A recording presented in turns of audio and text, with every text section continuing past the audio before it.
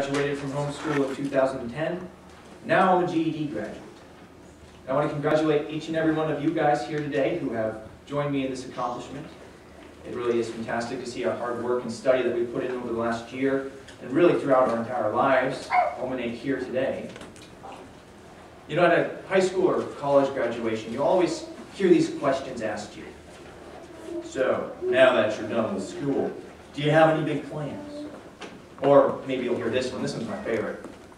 What are you going to do with the rest of your life? Man, the rest of my life is a long time to plan for. I mean, I was just trying to get through the weekend. Well, I've never had a problem with it because I've always known I want to make movies. I'll put this back here for a moment. But a lot of graduates, they don't know what they're going to do. And even here at the GED graduation, we've got people from all areas of life. Some of us have been out of high school for a long time. Some of us may have been working in our chosen careers for a while. But I bet there's still some here that really don't know what we want to do with our lives. You know what? That's okay. I'm here to tell you today that when it comes to choosing your career path, it's not what you do that really matters, but why you do it and how you do it. So you don't have to be a CEO by the age of 22 raking in the dough to be successful. Matter of fact, success is more than just making money. So you can be that CEO flying around in your private little jet, but if all you're doing that is for selfish ambition and greed, then you're a failure.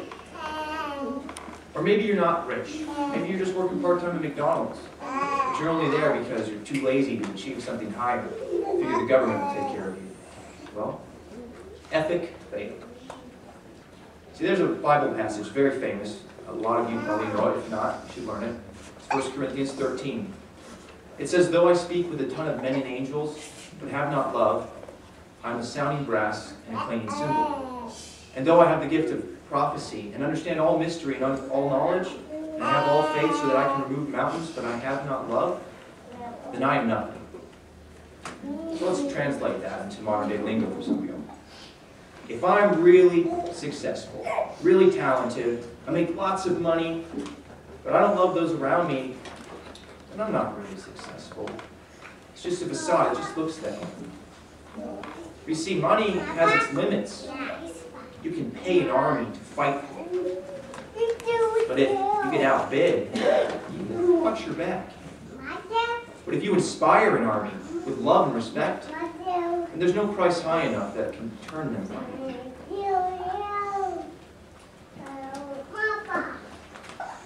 See what I'm saying is, you don't have to be where you want to be who you want to be. You can be successful wherever you are. If God can use even the weak, like the girl over there, to triumph over the powerful. Do you have love? Now, I know we hear a lot about love these days. Boy, I love your t-shirt. Oh, did you hear this band? I love this band. Did you hear we're having refreshments afterwards? I love refreshments, lemonade. Yeah. Well, you know, that's gets you so off and you kind of lose the meaning of love. Well, love, if you understand it, is very powerful. The typical idea of love, society, thinks of it like this. Boy, I really love this girl. I mean, I get all warm and fuzzy inside every time I think of it. I'm going to climb a mountain for that girl, man. Love her. Well, that's a part of love. But if that's the only part that you know, the romantic feelings, then you're going to be set up for some disappointments. Because feelings fade. And then what are you left with? Imperfect people that you have to put up with. See, love is a choice. Love says, I choose to love you, to put you above me. Whether I feel like it or not. Because honestly, sometimes I don't feel like it. Love says, even to the point that if there's only one parachute, I'm going to give it to you. That's hard, isn't it? You probably wouldn't volunteer to die for just anyone, right? How about your enemies? Would you die for them? Yeah, I wouldn't. No, that's some powerful love.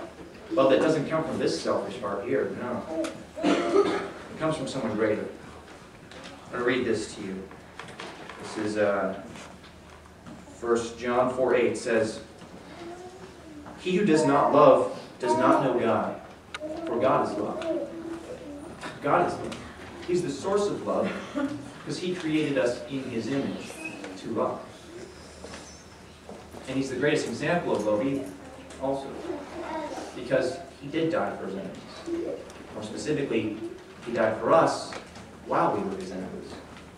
Romans 5:7-9 says, "For scarcely for a righteous man will one die, yet perhaps for a good man someone would even dare to die. But God demonstrates His own love towards us in that while we were still sinners, Christ died for us. Much more than having been justified by His blood, we shall be saved from wrath through Him." And here's this part. "For if when we were enemies, we were reconciled to God through the death of His Son, much more, having been reconciled, we shall be saved by His life."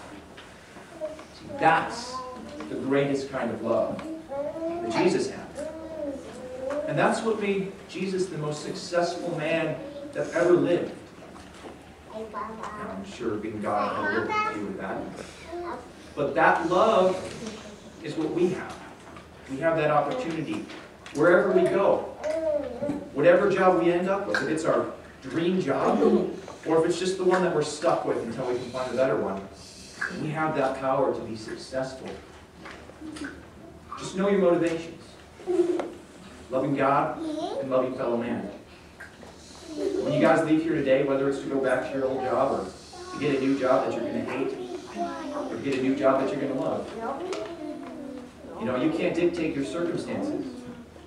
But don't let your circumstances get the best of you. Make the best of your circumstances. Thank you.